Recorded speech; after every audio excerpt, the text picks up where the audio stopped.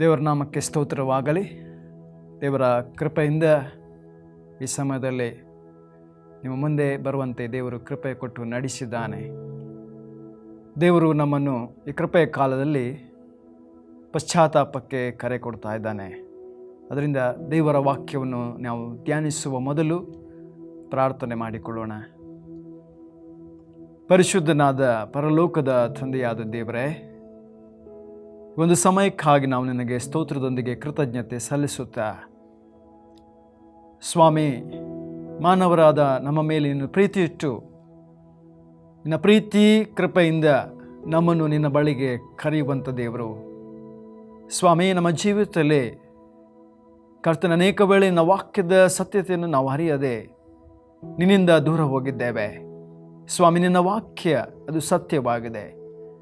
ಆ ಸತ್ಯವನ್ನು ನಾವೆಲ್ಲರೂ ಕೂಡ ತಿಳಿದುಕೊಂಡು, ಸ್ವಾಮಿ, ನಿನ್ನ ಚಿತ್ತವನ್ನು ನಾವು ಅರಿತುಕೊಂಡು ನಾವು ನಿನ್ನ ಬಳಿಗೆ ಬರುವ ಹಾಗೆ ನೀನು ನಮಗೆ ಕೃಪೆ ಕೊಡು. ನಿನ್ನ ವಾಕ್ಯದ ಮೂಲಕ ನಮ್ಮ ಸಂಗಡ, ನಮ್ಮೆಲ್ಲರ ಸಂಗಡ ನೀನು ಮಾತನಾಡು ಸ್ವಾಮಿ. ನಿನ್ನ ವಾಕ್ಯಕ್ಕೆ ನಾವು ವಿಧೇಯರಾಗಿ, ನಿನ್ನ ವಾಕ್ಯಕ್ಕೆ ನಮ್ಮ ಜೀವಿತವನ್ನು ಒಪ್ಪಿಸಿಕೊಟ್ಟವರಾಗಿ ಜೀವಿಸಲಿಕ್ಕಾಗುವಂತೆ ನಮ್ಮೊಂದಿಗೆ ನೀನು ಮಾತನಾಡು ಸ್ವಾಮಿ. ನಿನಗೆ ಮಹಿಮೆ ಉಂಟಾಗಲಿ, ಯೇಸುವಿನ ನಾಮದಲ್ಲಿ ತಂದೆ, ಆಮೆನ್. ದೇವರ ನಾಮಕ್ಕೆ ಸ್ತೋತ್ರವಾಗಲಿ.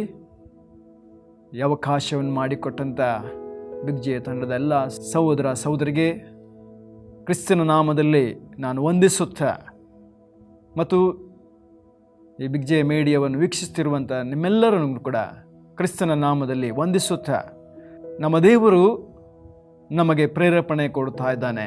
ಯಾಕಂದರೆ ಇದು ಕಡೆಯ ಸಮಯಗಳಲ್ಲಿ ದೇವರು ನಮ್ಮನ್ನು ಕರೆಯುತ್ತಾ ಇದ್ದಾನೆ. ಆ ಕರೆಗೆ ನಮ್ಮ ಜೀವಿತವನ್ನು ಒಪ್ಪಿಸಿಕೊಟ್ಟು ಈ ಕೃಪೆಯ ಕಾಲದಲ್ಲಿ ದೇವರ ಬಳಿಗೆ ಬರಬೇಕಾಗಿದೆ.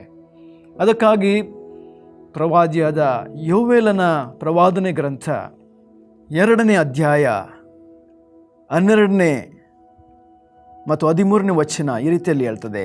ಯೋವೇಲನ ಪ್ರವಾದನೆ ಗ್ರಂಥ 2ನೇ ಅಧ್ಯಾಯ 12, 13ನೇ ವಚನ. ಯೆಹೋವನು ಇಂತೆನ್ನುತ್ತಾನೆ, ಈಗಲಾದರೂ ನೀವು ಮನಪೂರ್ವಕವಾಗಿ ನನ್ನ ಕಡೆಗೆ ತಿರುಗಿಕೊಂಡು ಉಪವಾಸ ಮಾಡಿರಿ, ಅಳಿರಿ, ಗೋಳಾಡಿರಿ. ನಿಮ್ಮ ಬಟ್ಟೆಗಳನ್ನೆಲ್ಲ, ನಿಮ್ಮ ಹೃದಯಗಳನ್ನು ಅರಿದುಕೊಂಡು ನಿಮ್ಮ ದೇವರಾದ ಯೆಹೋವನ ಕಡೆಗೆ ತಿರುಗಿಕೊಳ್ಳಿರಿ. ಆತನು ದಯೆಯೂ ಕನಿಕರವೂ ದೀರ್ಘಶಾಂತಿಯೂ ಮಹಾಕೃಪೆಯುಳ್ಳವನಾಗಿ ಮಾಡಬೇಕೆಂದಿದ್ದ ಕೇಡಿಗೆ ಮರಮರುಗುತ್ತಾನೆ ಎಂಬುದೇ. ಕರ್ತನಲ್ಲಿ ನನ್ನ ಪ್ರೀತಿಯ ಸಹೋದರ ಸಹೋದರಿಯರೇ, ದೇವರು ತನ್ನ ಪ್ರವಾದಿಗಳ ಮೂಲಕ ಇಸ್ರಾಯೇಲರನ್ನು ಎಚ್ಚರಿಸುತ್ತಾ ಇಲ್ಲಿ ದೇವರ ಕಡೆಗೆ ತಿರುಗುವುದಕ್ಕಾಗಿ ಪ್ರವಾದಿಯ ಮೂಲಕ ಜನರನ್ನು ಪಶ್ಚಾತ್ತಾಪಕ್ಕೆ ಪ್ರೇರೇಪಿಸುವುದನ್ನು ನಾವು ನೋಡುತ್ತೇವೆ. ಅದರಿಂದ ದೇವರ ಕಡೆಗೆ ತಿರುಗಿಕೊಳ್ಳುವಂಥದ್ದು ಪಶ್ಚಾತ್ತಾಪ ಎಂದರೆ ಏನೆಂಬುದಾಗಿ ಮತ್ತು ಯಾಕೆ ನಾವು ಪಶ್ಚಾತ್ತಾಪ ಪಡಬೇಕೆಂಬುದಾಗಿ ದೇವರ ವಾಕ್ಯ ನಮಗೆ ಬೋಧಿಸ್ತದೆ. ಪ್ರಿಯರೇ, ದೇವರ ವಾಕ್ಯ ಮತ್ತು ದೇವರು ನಮಗೆ ಪಶ್ಚಾತ್ತಾಪಕ್ಕೆ ಕರೆ ಕೊಡುತ್ತಾ ಇದ್ದಾನೆ. ಅದರಿಂದ ನಾವು ಯಾಕೆ ಪಶ್ಚಾತ್ತಾಪ ಪಡಬೇಕು ಎಂಬುದನ್ನು ನಾವು ದೇವರ ವಾಕ್ಯದಲ್ಲಿ ಓದಿ ತಿಳಿದುಕೊಳ್ಳಬೇಕಾಗಿದೆ. ನಾವು ನೋಡುತ್ತೇವೆ, ಪೌಲನು ರೋಮಪುರದವರಿಗೆ ಬರೆದ ಪತ್ರಿಕೆ 5ನೇ ಅಧ್ಯಾಯ 12ನೇ ವಚನ ಹೇಳ್ತದೆ, ಈ ವಿಷಯ ಹೇಗೆಂದರೆ, ಒಬ್ಬ ಮನುಷ್ಯನಿಂದಲೇ ಪಾಪವು, ಪಾಪದಿಂದ ಮರಣವು ಈ ಲೋಕಕ್ಕೆ ಬಂತು ಎಂಬುದಾಗಿ ದೇವರ ವಾಕ್ಯ ನಮಗೆ ಸ್ಪಷ್ಟವಾಗಿ ಹೇಳ್ತದೆ. ಒಬ್ಬ ಮನುಷ್ಯನು ಅಂದರೆ ಆದಿಯಲ್ಲಿ ದೇವರು ಮಾನವನನ್ನು ತನ್ನ ಸ್ವರೂಪದಲ್ಲೇ ತನ್ನ ಹೋಲಿಕೆ ಮೇರೆಗೆ ಸೃಷ್ಟಿ ಮಾಡಿದ್ದಾನೆ. ಆ ಮನುಷ್ಯ ಆದಾಮ. ಅದರಿಂದ ವಾಕ್ಯ ಹೇಳುವ ಪ್ರಕಾರ ಆದಾಮನಿಂದ ಎಲ್ಲರಿಗೂ ಮರಣ ಎಂಬುದಾಗಿ ದೇವರ ವಾಕ್ಯ ಹೇಳ್ತದೆ. ಪಾಪದಿಂದ ಮನುಷ್ಯನಿಗೆ ಮರಣ ಬಂತು ಎಂಬುದಾಗಿ. ಆದಾಮನ ಮೂಲಕ ನಾವೆಲ್ಲರೂ ಕೂಡ ಪಾಪಿಗಳು ಆಗಿದ್ದೇವೆ. ಪ್ರಿಯರೇ, ಈ ರಕ್ತ ಸಂಬಂಧದಿಂದ ನಾವು ಹುಟ್ಟಿದವರಾದ ಕಾರಣ ನಾವೆಲ್ಲರೂ ಕೂಡ ಪಾಪದಿಂದ ಹುಟ್ಟಿ ಬಂದವರಾಗಿದ್ದೇವೆ. ಜನ್ಮತಃ ನಾವು ಪಾಪಿಗಳು. ಈ ಪಾಪವು ಬೆಳೆದು ಮುಂದೆ ನಾವು ಕರ್ಮತ ಪಾಪಕ್ಕೆ ನಡೆಸಲ್ಪಡ್ತೇವೆ. ಜನ್ಮದಿಂದಲೇ ನಾವು, ಹುಟ್ಟಿದಂದಿನಿಂದಲೇ ನಾವು ಪಾಪಿಗಳು. ಅದಕ್ಕೆ ಕೀರ್ತನೆ 51:3 ಕೂಡ ನಾವು ಸ್ಪಷ್ಟವಾಗಿ ಓದಿ ತಿಳಿದುಕೊಳ್ತೇವೆ. ನಾವು ಹುಟ್ಟಿದಂದಿನಿಂದ ಪಾಪಿಗಳು ಎಂಬುದಾಗಿ ದೇವರ ವಾಕ್ಯ ಹೇಳ್ತದೆ. ಆದ್ದರಿಂದ ನಾವು ಪಾಪದಿಂದಲೇ ಹುಟ್ಟಿ ಬಂದದರಿಂದ ಈ ಪಾಪದ ಜೀವಿತದ ಮೂಲಕ ನಾವು ದೇವರ ಬಳಿಗೆ ಹೋಗಲಿಕ್ಕೆ ಆಗುವುದಿಲ್ಲ. ಈ ಪಾಪದಿಂದ ಬಿಡುಗಡೆ ಹೊಂದಲು ಶಕ್ತನಾದ ಯೇಸುವಿನ ಬಳಿಗೆ ನಾವೆಲ್ಲರೂ ಕೂಡ ಬರಬೇಕು. ಇದೊಂದು ಕೃಪೆಯ ಸಮಯ ದೇವರು ನಮಗೆ ಕೊಟ್ಟಿದ್ದಾನೆ. ಪಶ್ಚಾತ್ತಾಪ ಅಂದರೆ ಅದರಲ್ಲಿ 2 ವಿಧ ನಾವು ನೋಡುತ್ತೇವೆ. ಪಶ್ಚಾತ್ತಾಪ ಅಥವಾ ದುಃಖ. ಒಂದು ಲೌಕಿಕವಾದಂಥ ದುಃಖ. ಅನೇಕರು ದುಃಖ ಪಡುವುದುಂಟು. ಆದರೆ ಇದು ದುಃಖ ನಮ್ಮನ್ನು ದೇವರ ಸನ್ನಿಧಾನಕ್ಕೆ ನಡೆಸುವುದಿಲ್ಲ. ಈ ಲೌಕಿಕವಾದಂಥ ದುಃಖ ಅದು ನಮ್ಮನ್ನು ಮರಣಕ್ಕೆ ನಡೆಸುವಂಥದ್ದಾಗಿದೆ ಪ್ರಿಯರೇ. ಲೋಕದಲ್ಲಿ ಅನೇಕರು ದುಃಖ ಪಡ್ತಾರೆ. ಅನೇಕ ತಪ್ಪು ಮಾಡಿದಾಗ ದುಃಖ ಪಡ್ತೇವೆ. ಆದರೆ ತಿರುಗಿ ನಾವು ಅದೇ ತಪ್ಪನ್ನು ಮಾಡುತ್ತಾ ಈ ಲೋಕದಲ್ಲಿ ಜೀವಿಸ್ತಾ ಇದ್ದೇವೆ. ಕೊನೆಗೆ ನಮ್ಮ ಅಂತ್ಯ ಮರಣದಲ್ಲಿ ಮುಗಿಯುತ್ತದೆ ಪ್ರಿಯರೇ. ಆದರೆ ಲೌಕಿಕವಾದ ದುಃಖವನ್ನು ದೇವರು ಬಯಸುವುದಿಲ್ಲ. ಆತ್ಮಿಕವಾದಂಥ ದುಃಖ ಅದು ದೇವರ ಚಿತ್ತಾನುಸಾರ ಎಂಬುದಾಗಿ ದೇವರ ವಾಕ್ಯ ನಮಗೆ ಪೌಲನು ಕೊರಿಂಥದವರಿಗೆ ಬರೆದ 2ನೇ ಪತ್ರಿಕೆ 7ನೇ ಅಧ್ಯಾಯ ಅಲ್ಲಿ 8ನೇ ವಚನದಿಂದ 10ನೇ ವಚನ. ನಾನು ಬರೆದ ಪತ್ರಿಕೆಯು ನಿಮ್ಮನ್ನು ದುಃಖಪಡಿಸಿದರೂ ನನಗೆ ಪಶ್ಚಾತ್ತಾಪವಿಲ್ಲ. ಅದು ನಿಮ್ಮನ್ನು ಒಂದು ಗಳಿಗೆ ಒತ್ತಾದರೂ ದುಃಖಪಡಿಸಿತೆಂದು ನಾನು ಮೊದಲು ಪಶ್ಚಾತ್ತಾಪ ಪಡುತ್ತಿದ್ದರೂ ಈಗ ಸಂತೋಷ ಪಡುತ್ತೇನೆ. ನಿಮಗೆ ದುಃಖವಾಯಿತೆಂದು ನಾನು ಸಂತೋಷ ಪಡದೆ ನೀವು ದುಃಖಪಟ್ಟು ಬೇರೆ ಮನಸ್ಸನ್ನು ಹೊಂದಿದ್ದಕ್ಕಾಗಿ ಸಂತೋಷ ಪಡುತ್ತೇನೆ. ನೀವು ದೇವರ ಚಿತ್ತಾನುಸಾರವಾಗಿ ದುಃಖಿಸಿದ್ದರಿಂದ ನಮ್ಮಿಂದ ಯಾವುದರಲ್ಲಿಯೂ ನಷ್ಟಪಡಲಿಲ್ಲವಲ್ಲ. ದೇವರ ಚಿತ್ತಾನುಸಾರವಾಗಿರುವ ದುಃಖವು ಮಾನಸಾಂತರವನ್ನುಂಟು ಮಾಡಿ ರಕ್ಷಣೆಗೆ ಕಾರಣವಾಗಿದೆ. ಆ ಮಾನಸಾಂತರದಲ್ಲಿ ಪಶ್ಚಾತ್ತಾಪಕ್ಕೆ ಆಸ್ಪದವಿಲ್ಲ ಎಂಬುದಾಗಿ ಇಲ್ಲಿ ನಾವು ದುಃಖಪಡುವುದು ಪ್ರಾಮುಖ್ಯವಲ್ಲ. ನಾವು ದುಃಖಪಟ್ಟು ಬೇರೆ ಮನಸ್ಸನ್ನು ಹೊಂದಿಕಬೇಕು. ನಮ್ಮಲ್ಲಿ ಒಂದು ಬದಲಾವಣೆಯನ್ನು ನಾವು ಕಾಣಬೇಕು. ದುಃಖಪಟ್ಟು ನಮ್ಮ ಜೀವಿತದಲ್ಲಿ ಅದನ್ನು ಮರೆತು ಪುನಃ ಅದೇ ಜೀವಿತವನ್ನು ನಾವು ನಡೆಸುವುದಾದರೆ ಅದು ನಿಜವಾದಂಥ ಮಾನಸಾಂತರವಲ್ಲ. ಆದರೆ ದೇವರ ಚಿತ್ತಾನುಸಾರವಾಗಿರುವ ದುಃಖವು ಮಾನಸಾಂತರವನ್ನುಂಟು ಮಾಡಿ ನಮಗೆ ರಕ್ಷಣೆಗೆ ನಡೆಸ್ತದೆ ಎಂಬುದಾಗಿ ದೇವರ ವಾಕ್ಯ ಹೇಳ್ತದೆ. ಲೌಕಿಕವಾದಂಥ ದುಃಖ ನಮ್ಮನ್ನು ಮರಣಕ್ಕೆ ನಡೆಸ್ತದೆ ಪ್ರಿಯರೇ. ಆದರೆ ದೇವರ ಚಿತ್ತಾನುಸಾರವಾಗಿ ನಾವು ಪಶ್ಚಾತ್ತಾಪಪಟ್ಟು ದೇವರ ಬಳಿಗೆ ಕಡೆಗೆ ತಿರುಗುವುದಾದರೆ ಅದು ನಮ್ಮನ್ನು ನಿತ್ಯತ್ವಕ್ಕೆ ನಡೆಸ್ತದೆ ಎಂಬುದಾಗಿ ದೇವರ ವಾಕ್ಯ ಸ್ಪಷ್ಟವಾಗಿ ತಿಳಿದುಕೊಳ್ತೇವೆ. ನಾವು ನೋಡುವುದಾದರೆ ದೇವರ ವಾಕ್ಯದಲ್ಲಿ ಯೇಸುಸ್ವಾಮಿಯ ಶಿಷ್ಯನಾದ ಯೂದನ ಜೀವಿತದಲ್ಲಿ ದೇವರ ವಾಕ್ಯ ನಮಗೆ ಮತ್ತಾಯ ಬರೆದ ಸುವಾರ್ತೆ 27ನೇ ಅಧ್ಯಾಯ 1ನೇ ವಚನದಿಂದ ನಾವು ನೋಡುತ್ತಾ ಹೋಗುವುದಾದರೆ ಅಲ್ಲಿ ಶಿಷ್ಯನು ಯಾಕೋಸ್ಕರ ದುಃಖಪಟ್ಟ, ಪಶ್ಚಾತ್ತಾಪಪಟ್ಟ, ಅಲ್ಲಿ ಪಶ್ಚಾತ್ತಾಪಪಟ್ಟ ಎಂಬುದಾಗಿ ದೇವರ ವಾಕ್ಯ ನಮಗೆ ಸ್ಪಷ್ಟವಾಗಿ ಹೇಳ್ತದೆ. ಆದರೆ ಇಲ್ಲಿ ಯಾಕೋಸ್ಕರ ಆತನು ಪಶ್ಚಾತ್ತಾಪಪಟ್ಟ? ಮತ್ತಾಯನ ಬರೆದ ಸುವಾರ್ತೆ 27 3ನೇ ಅಧ್ಯಾಯ ಹೇಳ್ತದೆ, ಆಗ ಆತನನ್ನು ಹಿಡಿದುಕೊಟ್ಟ ಯೂದನು ಆತನಿಗೆ ಮರಣದಂಡನೆಯ ತೀರ್ಪಾಯಿತೆಂದು ನೋಡಿ ಪಶ್ಚಾತ್ತಾಪಪಟ್ಟು ಎಂಬುದಾಗಿ ಹೇಳ್ತದೆ. ಯೇಸುವಿಗೆ ಮರಣ ಶಿಕ್ಷೆ ಆಯಿತು ಎಂಬಂತ ಆ ತೀರ್ಪು ಆಯಿತು ಎಂಬುದಾಗಿ ನೆನೆಸಿ ಅವನು ಪಶ್ಚಾತ್ತಾಪಪಟ್ಟ. ಅವನು ತನ್ನ ಪಾಪಕ್ಕಾಗಿ, ತಾನು ಮಾಡಿದ ತಪ್ಪಿಗಾಗಿ ಅವನು ಪಶ್ಚಾತ್ತಾಪ ಪಡಲಿಲ್ಲ, ಮಾನಸಾಂತರ ಮಾಡಿಕೊಳ್ಳಲಿಲ್ಲ. ಅವನು ಲೌಕಿಕವಾದಂಥ ದುಃಖ ಪಟ್ಟದರಿಂದ, ಅವನು ದೇವರ ಕಡೆಗೆ ತಿರುಗದೆ ಹೋದುದರಿಂದ ಅವನನ್ನು ಆ ಲೌಕಿಕವಾದಂಥ ದುಃಖ ಅವನನ್ನು ಮರಣಕ್ಕೆ ನಡೆಸಿತು ಎಂಬುದಾಗಿ ನಮ್ಮ ದೇವರ ವಾಕ್ಯ ನೋಡ್ತೇವೆ. ಹೆಡ್ಡಿಂಗಲ್ಲಿ ನೋಡ್ತೇವೆ 3ನೇ ವಚನದಲ್ಲಿ, ಯೂದನು ಪಶ್ಚಾತ್ತಾಪಪಟ್ಟು ಆತ್ಮಹತ್ಯೆ ಮಾಡಿಕೊಂಡದ್ದು ಎಂಬುದಾಗಿ. ಈ ಲೌಕಿಕವಾದಂಥ ದುಃಖ ಅವನನ್ನು ಮರಣಕ್ಕೆ ನಡೆಸಿತು ಪ್ರಿಯರೇ. ಆದ್ದರಿಂದ ನಮ್ಮ ಜೀವಿತದಲ್ಲಿ ನಾವು ಯಾವ ರೀತಿಯಲ್ಲಿ ಪಶ್ಚಾತ್ತಾಪ ಪಡಬೇಕು ಎಂಬುದಾಗಿ ದೇವರ ವಾಕ್ಯ ನಮಗೆ ಹೇಳ್ತದೆ. ಪಶ್ಚಾತ್ತಾಪದಲ್ಲಿ 4 ಮುಖ್ಯವಾದ ಅಂಶಗಳಿವೆ. ನಾವು ಇದನ್ನು ಸ್ಪಷ್ಟವಾಗಿ ತಿಳಿದುಕೊಳ್ಳಬೇಕು. ಪಶ್ಚಾತ್ತಾಪದಲ್ಲಿ ಮುಖ್ಯವಾದ ಅಂಶಗಳನ್ನು ನಾವು ಗ್ರಹಿಸಿಕೊಳ್ಳಬೇಕು. ಯಾಕಂದರೆ ನಮಗೆ ದೇವರ ವಾಕ್ಯ ಸ್ಪಷ್ಟವಾಗಿ ತಿಳಿಸ್ತದೆ. ಸತ್ಯವೇದದಲ್ಲಿ ಕೊನೆಯ ಪ್ರವಾದಿಯಾದ ಸ್ನಾನಿಕನಾದ ಯೋಹಾನನು ಕೂಡ ಈ ರೀತಿಯಲ್ಲಿ ತಿಳಿಯಪಡಿಸ್ತಾನೆ.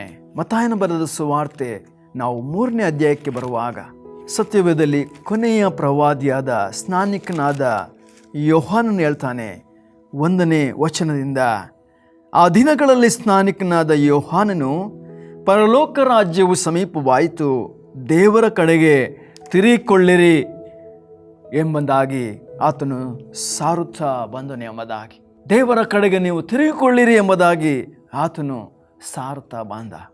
ಆದರೆ ಅವನು ಅನೇಕ ಪಾಪ ಅಪರಾಧಗಳನ್ನು ಆತನು ಖಂಡಿಸ್ತಾ ಇದ್ದ. ಪ್ರೇರೆ, ಹೆರೋದನಿಗೆ ನಿನ್ನ ಅಣ್ಣನ ಹೆಂಡತಿಯನ್ನು ಇಟ್ಟುಕೊಂಡಿರುವುದು ಧರ್ಮವಲ್ಲ ಹೇಳಿ ಇಂಥ ಪಾಪದ ಸಂಗತಿಗಳನ್ನು ಆತನು ಖಂಡಿಸುತ್ತಿದ್ದರಿಂದ ಆ ಯೋಹಾನನ ತಲೆಯನ್ನು ಶರೀರದಲ್ಲಿ ಕಡಿದು ಹಾಕುವುದನ್ನು ನೋಡುತ್ತೇವೆ. ತಲೆಯನ್ನು ತೆಗೆದು ಹಾಕಿದರು.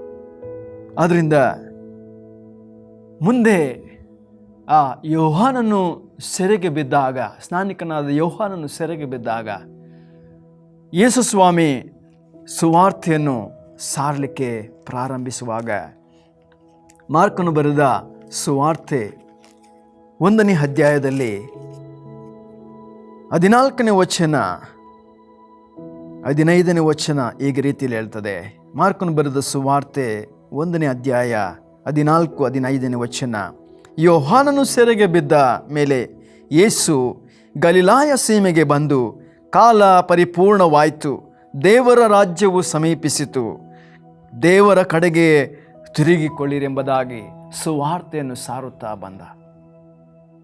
ದೇವರ ಕಡೆಗೆ ತಿರುಗಿಕೊಳ್ಳಬೇಕು, ಪಶ್ಚಾತ್ತಾಪ ಪಡಬೇಕೆಂಬುದಾಗಿ ಅಲ್ಲಿ ಇದ್ದಂಥ ಯಹೂದ್ಯರಿಗೆ, ಪರಿಸಾಯರಿಗೆ, ಸದುಕಾಯರಿಗೆ ದೇವರು ಹೇಳುವುದನ್ನು ನಾವು ನೋಡುತ್ತೇವೆ. ಆದ್ದರಿಂದ ಪಶ್ಚಾತ್ತಾಪದಲ್ಲಿ ನಾವು 4 ವಿಧಗಳನ್ನು ಅರಿತುಕೊಳ್ಳಬೇಕು. ಮೊದಲನೇದಾಗಿ ನಾವು ನಮ್ಮ ಪಾಪಗಳನ್ನು ಒಪ್ಪಿಕೊಳ್ಳಬೇಕು. ಪ್ರಿಯರೇ, ನಾವು ಮಾಡಿದಂಥ ಪಾಪವನ್ನು ನಾವು ಒಪ್ಪಿಕೊಳ್ಳಬೇಕು. ದಾವೀದನನ್ನು ನಾವು ನೋಡುತ್ತೇವೆ.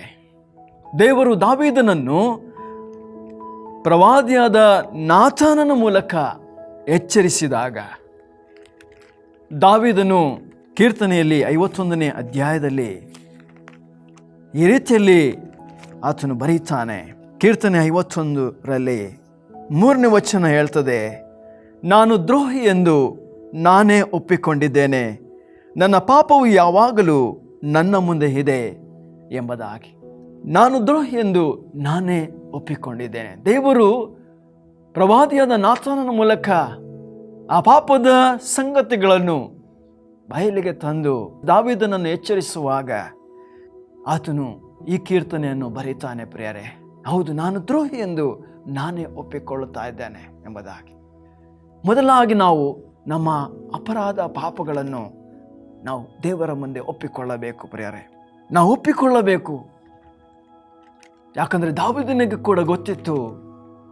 ಅಲ್ಲೇ ಕೀರ್ತನೆ 51ನೇ ಅಧ್ಯಾಯ ನಾವು 5ನೇ ವಚನ ಓದುವುದಾದರೆ, ಹುಟ್ಟಿದಂದಿನಿಂದ ನಾನು ಪಾಪಿಯೇ, ಮಾತೃಗರ್ಭವನ್ನು ಹೊಂದಿದ ದಿನದಿಂದ ದ್ರೋಹಿಯೇ ಎಂಬುದಾಗಿ ಆತನು ಹೇಳ್ತಾನೆ. ಪ್ರಿಯರೇ, ನಾವು ಒಪ್ಪಿಕೊಳ್ಳುವಂಥ ಮನಸ್ಸನ್ನು ನಾವು ಮಾಡಬೇಕು. ಅನೇಕ ವೇಳೆ ನಾವು ಅನೇಕ ಸಂಗತಿಗಳನ್ನು ಬಚ್ಚಿಡಲಿಕ್ಕೆ ಪ್ರಯತ್ನ ಮಾಡ್ತೇವೆ.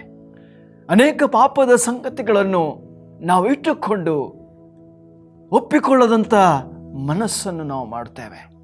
ನಮ್ಮ ಹೃದಯವನ್ನು ನಾವು ಕಠಿಣ ಮಾಡಿಕೊಳ್ತೇವೆ. ಪ್ರಿಯರೇ, ಒಪ್ಪಿಕೊಳ್ಳುವುದೇ ಇಲ್ಲ. ನಾವು ಒಪ್ಪಿಕೊಳ್ಳಲಿಕ್ಕೆ ಮನಸ್ಸು ಮಾಡುವುದೇ ಅಲ್ಲ. ನಾವು ಮಾಡಿದರೂ ಕೂಡ ನಾವು ಇನ್ನೊಬ್ಬರ ಮೇಲೆ ಅದನ್ನು ಹೊರಿಸಲಿಕ್ಕೆ ನಾವು ಪ್ರಯತ್ನ ಮಾಡ್ತೇವೆ. ಪ್ರಿಯರೇ, ನಾವು ಒಪ್ಪಿಕೊಳ್ಳಬೇಕೆಂಬುದಾಗಿ ದೇವರ ವಾಕ್ಯ ಸ್ಪಷ್ಟವಾಗಿ ಹೇಳ್ತದೆ. ಯಾಕಂದರೆ ನಾವು ಒಪ್ಪಿಕೊಳ್ಳುವಾಗ ನಮಗೆ ಕ್ಷಮಾಪಣೆ ಸಿಗುತ್ತದೆ ಎಂಬುದಾಗಿ ದಾವೀದನು ಕೂಡ ತನ್ನ ಕೀರ್ತನೆಯಲ್ಲಿ 32ನೇ ಅಧ್ಯಾಯದಲ್ಲಿ ಆತನು ಬರೀತಾನೆ. ಕೀರ್ತನೆ 32:1 ಹೇಳ್ತದೆ, ಯಾವನ ದ್ರೋಹವು ಪರಿಹಾರವಾಗಿದೆಯೋ, ಯಾವನ ಪಾಪವು ಕ್ಷಮಿಸಲ್ಪಟ್ಟಿದೆಯೋ ಅವನೇ ಧನ್ಯನು ಎಂಬುದಾಗಿ. ಯಾವನ ದ್ರೋಹವು ಪರಿಹಾರವಾಗಿದೆಯೋ, ಯಾವನ ಪಾಪವು ಕ್ಷಮಿಸಲ್ಪಟ್ಟಿದೆಯೋ ಅವನೇ ಧನ್ಯನು. ಯೆಹೋವನು ಯಾವನ ಲೆಕ್ಕಕ್ಕೆ ಅಪರಾಧವನ್ನು ಎಣಿಸುವುದಿಲ್ಲವೋ, ಯಾವನ ಹೃದಯದಲ್ಲಿ ಕಪಟವಿರುವುದಿಲ್ಲವೋ ಅವನು ಧನ್ಯನು ಎಂಬುದಾಗಿ ಇಲ್ಲಿ ದಾವೀದನು ಸ್ಪಷ್ಟವಾಗಿ ಹೇಳ್ತಾನೆ ಪ್ರಿಯರೇ.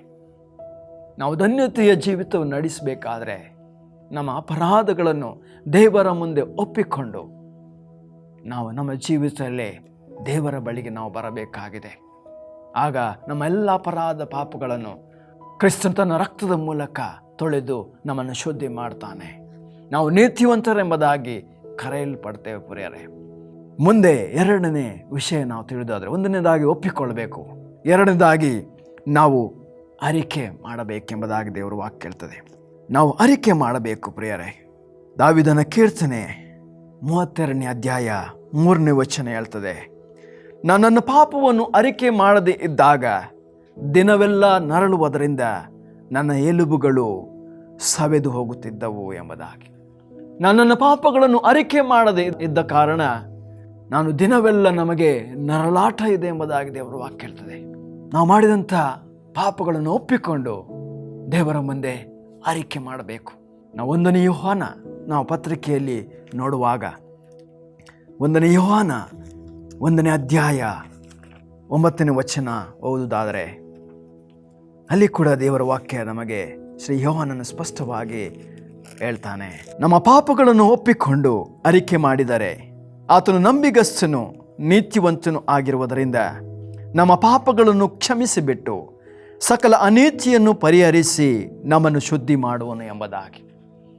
ನಾವು ಯಾವಾಗ ನಮ್ಮ ಪಾಪಗಳನ್ನು ಒಪ್ಪಿಕೊಳ್ಳುತ್ತೇವೆ ಮೊದಲಾಗಿ, ಆನಂತರ ಅರಿಕೆ ಮಾಡುವಾಗ ದೇವರು ನಂಬಿಗಸ್ತನು ನೀತಿವಂತನು ಆಗಿರುವುದರಿಂದ ನಮ್ಮ ಪಾಪಗಳನ್ನು ಕ್ಷಮಿಸಿಬಿಟ್ಟು ಸಕಲ ಅನೀತಿಯನ್ನು ಪರಿಹರಿಸಿ ನಮ್ಮನ್ನು ಶುದ್ಧಿ ಮಾಡುವನೆಂಬುದಾಗಿ ದೇವರು ವಾಕ್ಯ ನಮಗೆ ಸ್ಪಷ್ಟವಾಗಿ ಹೇಳ್ತದೆ ಪ್ರಿಯರೇ. ಅದರಿಂದ ನಮ್ಮ ಜೀವಿತದಲ್ಲಿ ನಾವು ಇಂತಹ ಪಾಪ ಅಪರಾಧಗಳನ್ನು ಮಾಡಿ ನರಳಾಟಕ್ಕೆ ಒಳಪಡದೆ ನಮ್ಮ ಜೀವಿತದಲ್ಲಿ ಅದನ್ನು ಒಪ್ಪಿಕೊಂಡು ಕ್ಷಮಿಸುವಂಥ ದೇವರ ಬಳಿಗೆ ನಾವು ಬರೋಣ ಪ್ರಿಯರೇ. ಮೂರನೇದಾಗಿ ನಾವು ನೋಡುವಾಗ ಅದನ್ನು ಬಿಟ್ಟು ಬಿಡಬೇಕು. ನಾವು ಒಪ್ಪಿಕೊಳ್ಳುವುದು ಮಾತ್ರವಲ್ಲ, ಅರಿಕೆ ಮಾಡುವುದು ಮಾತ್ರವಲ್ಲ, ನಾವು ದೇವರ ವಾಕ್ಯಕ್ಕೆ ವಿರುದ್ಧವಾದಂಥ ಅನೇಕ ಸಂಗತಿಗಳು ನಮ್ಮ ಜೀವಿತದಲ್ಲಿ ಇರುವುದಾದರೆ ಅದನ್ನು ನಾವು ಬಿಟ್ಟು ಬಿಡಲಿಕ್ಕೆ ಮನಸ್ಸು ಮಾಡಬೇಕು ಪ್ರಿಯರೇ. ಇದೇ ಪಶ್ಚಾತ್ತಾಪ ಪ್ರಿಯರೇ. ತಿರುಗಿ ಆ ಪಾಪದಲ್ಲಿ ನಾವು ಜೀವಿಸುವುದಲ್ಲ, ಬದಲಾಗಿ ನಾವು ನಮ್ಮ ಮಾಡಿದಂಥ ಎಲ್ಲ ಅಪರಾಧ ಪಾಪಗಳನ್ನು ದೇವರ ಸನ್ನಿಧಾನಕ್ಕೆ ತಂದು ಅದನ್ನು ಒಪ್ಪಿಕೊಂಡು ಅರಿಕೆ ಮಾಡಿ ನಾವು ಜೀವಿತದಲ್ಲಿ ಬಿಟ್ಟು ಬಿಡುವಾಗ ನಮ್ಮ ಜೀವಿತದಲ್ಲಿ ದೇವರ ಆಶೀರ್ವಾದಕ್ಕೆ ನಾವು ಪಾತ್ರರಾಗ್ತೇವೆ ಪ್ರಿಯರೇ. ಅನೇಕ ಪಾಪದ ಸಂಗತಿಗಳು ದೇವರ ವಾಕ್ಯಕ್ಕೆ ವಿರುದ್ಧವಾಗಿ ನಮ್ಮ ಜೀವಿತದಲ್ಲಿರುವಾಗ ನಾವು ಅದನ್ನು ಒಪ್ಪಿಕೊಳ್ಳಬೇಕು ಪ್ರಿಯರೇ. ಅದಕ್ಕೆ ಜ್ಞಾನೋಕ್ತಿಯ ಗ್ರಂಥದಲ್ಲಿ 28:13 ಹೇಳ್ತದೆ, ದೋಷಗಳನ್ನು ಮುಚ್ಚಿಕೊಳ್ಳುವವನಿಗೆ ಶುಭವಾಗದು, ಅವುಗಳನ್ನು ಒಪ್ಪಿಕೊಂಡು ಬಿಟ್ಟು ಬಿಡುವವನಿಗೆ ಕರುಣೆ ದೊರೆಯುವುದೆಂಬುದಾಗಿ. ಯಾವಾಗ ನಮ್ಮ ಪಾಪ ಅಪರಾಧಗಳನ್ನು ನಾವು ಬಿಟ್ಟು ಬಿಡಲಿಕ್ಕೆ ಮನಸ್ಸು ಮಾಡ್ತೇವೋ ಆಗ ದೇವರ ಕರುಣೆ ನಮ್ಮ ಮೇಲೆ ದೊರೆಯುತ್ತದೆ ಪ್ರಿಯರೇ.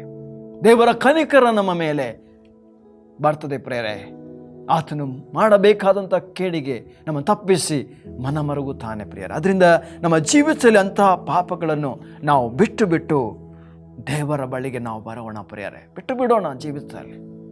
ದೇವರ ಕೋಪಕ್ಕೆ ನಾವು ಗುರಿ ಆಗೋದು ಬೇಡ ಪ್ರಿಯರೇ.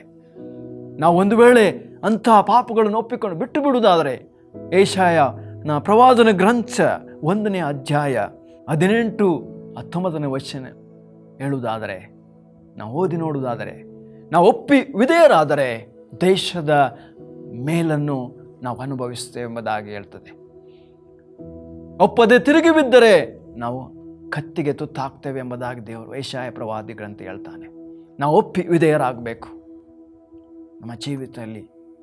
ಮತ್ತು ನಾವು ಕೊನೆಯದಾಗಿ ನೋಡುವಾಗ ನಾವು ಒಪ್ಪಿಕೊಳ್ಳಬೇಕು, ಅರಿಕೆ ಮಾಡಬೇಕು ಮತ್ತು ಅಂಥ ಸಂಗತಿಗಳನ್ನು ನಾವು ನಮ್ಮ ಜೀವಿತದಲ್ಲಿ ಎಂದಿಗೂ ಮಾಡದೆ ಅದನ್ನು ಬಿಟ್ಟು ಬಿಡಬೇಕು ಎಂಬುದಾಗಿ. ನಾಲ್ಕನೇದಾಗಿ ನಾವು ಯೇಸು ಸ್ವಾಮಿಯನ್ನು ನಮ್ಮ ಜೀವಿತದ ಸ್ವಂತ ರಕ್ಷಕರನ್ನಾಗಿ ಅಂಗೀಕಾರ ಮಾಡಬೇಕು. ನಮ್ಮ ಜೀವಿತದಲ್ಲಿ ಆತನನ್ನು ಒಡೆಯನನ್ನಾಗಿ, ದೇವರನ್ನಾಗಿ ಸ್ವೀಕಾರ ಮಾಡಿಕೊಳ್ಬೇಕು. ಆತನು ನಮ್ಮ ಜೀವಿತದ ಒಡೆಯನಾಗಿದ್ದಾನೆ. ಆದ್ದರಿಂದ ಪೌಲನು ರೋಮಾಪುರಕ್ಕೆ ಬರೆಯುವಾಗ ರೋಮಾಪುರದಲ್ಲಿ ನಾವು ನೋಡುತ್ತೇವೆ 10ನೇ ಅಧ್ಯಾಯ 9ನೇ ವಚನ ಈ ರೀತಿಯಲ್ಲಿ ಹೇಳ್ತದೆ, ಅದೇನೆಂದರೆ ನೀನು ಯೇಸುವನ್ನೇ ಕರ್ತನೆಂದು ಬಾಯಿಂದ ಅರಿಕೆ ಮಾಡಿಕೊಂಡು ದೇವರಾತನನ್ನು ಸತ್ತರೊಳಗಿಂದ ಎಬ್ಬಿಸಿದನೆಂದು ಹೃದಯದಿಂದ ನಂಬಿದರೆ ನಿನಗೆ ರಕ್ಷಣೆಯಾಗುವುದು ಎಂಬುದೇ. ನೀನು ಯೇಸುವನ್ನೇ ನನ್ನ ಜೀವಿತದ ಕರ್ತನೆಂದು ಬಾಯಿಂದ ಅರಿಕೆ ಮಾಡಿ ಹೃದಯದಿಂದ ನಂಬುವುದರ ಮೂಲಕ ನಿನಗೆ ರಕ್ಷಣೆ, ಬಿಡುಗಡೆ ಸಿಗ್ತದೆ ಎಂಬುದಾಗಿ ಇಲ್ಲಿ ದೇವರ ವಾಕ್ಯ ನಮಗೆ ಸ್ಪಷ್ಟವಾಗಿ ಹೇಳ್ತದೆ. ಆದ್ದರಿಂದ ನಮ್ಮೆಲ್ಲ ಅಪರಾಧ ಪಾಪಗಳನ್ನು ಕ್ಷಮಿಸಲು ಶಕ್ತನಾದ ದೇವರು ನಮ್ಮ ಜೀವಿತದ ಸ್ವಂತ ರಕ್ಷಕರನ್ನಾಗಿ ಅಂಗೀಕಾರ ಮಾಡಿಕೊಳ್ಳೋಣ ಪ್ರೇರೆ.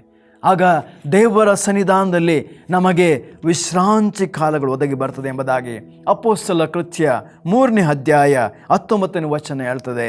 ಆದ್ದರಿಂದ ದೇವರು ನಿಮ್ಮ ಪಾಪಗಳನ್ನು ಅಳಿಸಿ ಬಿಡುವ ಹಾಗೆ ನೀವು ಪಶ್ಚಾತ್ತಾಪಪಟ್ಟು ಆತನ ಕಡೆಗೆ ತಿರುಗಿದರೆ ದೇವರ ಸನ್ನಿಧಾನದಿಂದ ವಿಶ್ರಾಂತಿ ಕಾಲಗಳು ಒದಗಿ ಆತನು ನಿಮಗೆ ನೇಮಕವಾಗಿರುವ ಕ್ರಿಸ್ತ ಯೇಸುವನ್ನು ಕಳುಹಿಸಿಕೊಡುವನು ಎಂಬುದೇ. ಆದ್ದರಿಂದ ನಮ್ಮ ಜೀವಿತದಲ್ಲಿ ಪ್ರಿಯರೇ, ನಾವು ನಮ್ಮ ಹೃದಯವನ್ನು ಕಠಿಣ ಮಾಡಿಕೊಳ್ಳದೆ ಕರ್ತನಿಗಾಗಿ ನಮ್ಮ ಹೃದಯ ಮನಸ್ಸುಗಳನ್ನು ತೆರೆದುಕೊಳ್ಳೋಣ. ದೇವರು ಕಠಿಣ ಹೃದಯಗಳನ್ನು ಕೂಡ, ನಮ್ಮ ಜೀವಿತದ ಅನೇಕ ಪಾಪಗಳಿಂದ ನಮ್ಮ ಹೃದಯ ಕಠಿಣವಾಗಿ ಹೋಗಿದೆ ಪ್ರಿಯರೇ. ಆದ್ದರಿಂದ ಇಬ್ರಿಯ ಗ್ರಂಥಕರ್ತನು ತನ್ನ 3ನೇ ಅಧ್ಯಾಯ 12-13ನೇ ವಚನದಲ್ಲಿ ಈ ರೀತಿಯಲ್ಲಿ ಹೇಳ್ತಾನೆ, ಸಹೋದರರೇ ನೋಡಿಕೊಳ್ಳಿರಿ, ಜೀವಸ್ವರೂಪನಾದ ದೇವರನ್ನು ಬಿಟ್ಟು ಹೋಗುವ ಅಪನಂಬಿಕೆಯುಳ್ಳ ಕೆಟ್ಟ ಹೃದಯವು ನಿಮ್ಮೊಳಗೆ ಯಾವನಲ್ಲಿಯೂ ಇರಬಾರದು. ನಿಮ್ಮಲ್ಲಿ ಒಬ್ಬನಾದರೂ ಪಾಪದಿಂದ ಮೋಸ ಹೋಗಿ ಕಠಿಣರಾಗದಂತೆ ಈ ಹೊತ್ತು ಎಂಬ ಕಾಲವು ಇರುವ ತನಕ ಪ್ರತಿನಿತ್ಯ ಒಬ್ಬರು ಎಚ್ಚರಿಸಿರಿ. ಪಾಪದ ಸಂಗತಿಗಳಿಂದ ನಾವು ಮೋಸ ಹೋಗಿ ನಮ್ಮ ಹೃದಯವನ್ನು ಕಠಿಣ ಮಾಡಿಕೊಳ್ಳದೆ ಈ ಕೃಪೆಯ ಕಾಲದಲ್ಲಿ ನಾವು ದೇವರ ಬಳಿಗೆ ಬರೋಣ ಪ್ರಿಯರೇ. ದೇವರೊಂದು ಅವಕಾಶ ನಮ್ಮ ಜೀವಿತಕ್ಕೆ ಕೊಡುವಾಗ, ದೇವರು ಪಶ್ಚಾತ್ತಾಪಕ್ಕೆ ನಮ್ಮನ್ನು ಹೃದಯ ಭಾರದಿಂದ ಪ್ರೇರೇಪಿಸುವಾಗ ನಮ್ಮ ಜೀವಿತದಲ್ಲಿ ಪ್ರಿಯರೇ ಈ ಅವಕಾಶವನ್ನು, ಈ ಸಮಯವನ್ನು, ಈ ಸಂದರ್ಭವನ್ನು ನಾವು ಕಳೆದುಕೊಳ್ಳದೆ ಪ್ರಿಯರೇ ನಮ್ಮ ಜೀವಿತದಲ್ಲಿ ನಾವು ಕರ್ತನ ಕಡೆಗೆ ತಿರುಗಿಕೊಳ್ಳೋಣ. ನಮ್ಮ ಜೀವಿತದಲ್ಲಿ ಈವರೆಗೆ ಒಂದು ವೇಳೆ ದೇವರ ಚಿತ್ತಾನುಸಾರ ನಾವು ಪಶ್ಚಾತ್ತಾಪ ಪಡದೆ ಹೋಗಿದ್ದರೆ ಈ ಕ್ಷಣವೇ ನಾವು ದೇವರ ಚಿತ್ತಾನುಸಾರವಾಗಿ ನಾವು ಕರ್ತನ ಕೈಗೆ ನಮ್ಮನ್ನು ಒಪ್ಪಿಸಿಕೊಡೋಣ. ನಮ್ಮ ಜೀವಿತವನ್ನು ಆತನಿಗೆ ಒಪ್ಪಿಸಿಕೊಡೋಣ. ಆತ ನಮಗೋಸ್ಕರ 2000 ವರ್ಷಗಳ ಹಿಂದೆ ಆ ಶಿಲುಬೆಯಲ್ಲಿ ತನ್ನ ಪ್ರಾಣವನ್ನು ಕೊಟ್ಟು ತನ್ನ ರಕ್ತವನ್ನು ಸುರಿಸುವುದರ ಮೂಲಕ ನಮ್ಮನ್ನು ಆ ಪಾಪದಿಂದ ನಮಗೆ ಬಿಡುಗಡೆ ಕೊಟ್ಟಿದ್ದಾನೆ. ಈ ಅವಕಾಶವನ್ನು ನಮ್ಮ ಜೀವಿತದಲ್ಲಿ ಉಪಯೋಗಿಸಿಕೊಂಡು ದೇವರ ಕಡೆಗೆ ನಾವು ತಿರುಗಿಕೊಳ್ಳೋಣ. ದೇವರ ವಾಕ್ಯದ ಮೂಲಕ ನಮ್ಮನ್ನು ಆಶೀರ್ವದಿಸಲಿ. ಪ್ರಾರ್ಥನೆ ಮಾಡೋಣ. ಅಪ್ಪ, ನಿನಗೆ ಸ್ತೋತ್ರ ಸಲ್ಲಿಸ್ತೇವೆ. ನಿನ್ನ ವಾಕ್ಯವನ್ನು ನಾವು ಕೇಳಿದ್ದೇವೆ ಸ್ವಾಮಿ. ಕರ್ತನೇ, ನಾವು ನಿನ್ನ ಕಡೆಗೆ ತಿರುಗುವ ಹಾಗೆ ನಮ್ಮ ಹೃದಯ ಮನಸ್ಸುಗಳನ್ನು ತೆರೆ ಸ್ವಾಮಿ. ಈ ವಾಕ್ಯವನ್ನು ಆಲಿಸಿದಂಥ ಪ್ರತಿಯೊಬ್ಬರ ಜೀವಿತದಲ್ಲಿ ಸ್ವಾಮಿ ನೊಂದಂಥ ಹೃದಯಗಳನ್ನು ಸ್ವಾಮಿ ನೀನು ಸಂತೈಸು. ಕರ್ತನೆ, ಅವರ ಮುರಿದಂಥ ಕರ್ತನ ಹೃದಯಗಳನ್ನು ಕಟ್ಟು ಸ್ವಾಮಿ. ಅವರ ಜೀವಿತದಲ್ಲಿ ಬಿಡಲಾಗದಂಥ ಅನೇಕ ಸಂಗತಿಗಳಿಂದ ಕರ್ತನ ಆ ಬಂಧನದಿಂದ ಅವರಿಗೆ ಬಿಡುಗಡೆ ಕೊಡು ಸ್ವಾಮಿ. ಅವರು ನಿನ್ನಲ್ಲಿ ಸಿಗುವಂಥ ರಕ್ಷಣೆಯನ್ನು ಹೊಂದಿಕೊಂಡು ನಿನ್ನ ವಾಕ್ಯಾನುಸಾರ ಅವರು ಜೀವಿಸಿಕೊಳ್ಳುವ ಹಾಗೆ ಸಹಾಯ ಮಾಡು. ತಮ್ಮ ಪಾಪಗಳನ್ನು ಒಪ್ಪಿಕೊಂಡು ಅರಿಕೆ ಮಾಡಿ ಬಿಟ್ಟು ನಿನ್ನ ತನ್ನ ಜೀವಿತದ ಸ್ವಂತ ರಕ್ಷಕರನ್ನಾಗಿ ಅಂಗೀಕಾರ ಮಾಡಿ ಈ ಲೋಕದಲ್ಲಿ ನಿನಗಾಗಿ ಜೀವಿಸಿ ಮುಂದೆ ಸಿಗುವಂಥ ನಿತ್ಯ ಜೀವದ ಸೌಭಾಗ್ಯಕ್ಕೆ ಪ್ರತಿಯೊಬ್ಬರು ನಡೆಸಿ ಎಂಬುದಾಗಿ ಯೇಸುವಿನ ಮುದ್ದಾದ ನಾಮದಲ್ಲಿ ನಾವು ದೀನತೆಯಿಂದ ಬೇಡಿ ಹೊಂದಿದ್ದೇವೆ ನಮ್ಮ ತಂದೆಯೇ, ಆಮೇನ್. ದೇವರ ನಾಮಕ್ಕೆ ಸ್ತೋತ್ರವಾಗಲಿ. ಸುವಾರ್ತೆ ತಲುಪದ ಊರು ಇರಲೇಬಾರದು, ಸಭೆಯೂ ಇಲ್ಲದ ಗ್ರಾಮ ಇರಬಾರದೆಲ್ಲಿಯೂ. ಸುವಾರ್ತೆ ತಲುಪದ ಊರು ಇರಲೇಬಾರದು, ಸಭೆಯೂ ಇಲ್ಲದ ಗ್ರಾಮ ಇರಬಾರದೆಲ್ಲಿ.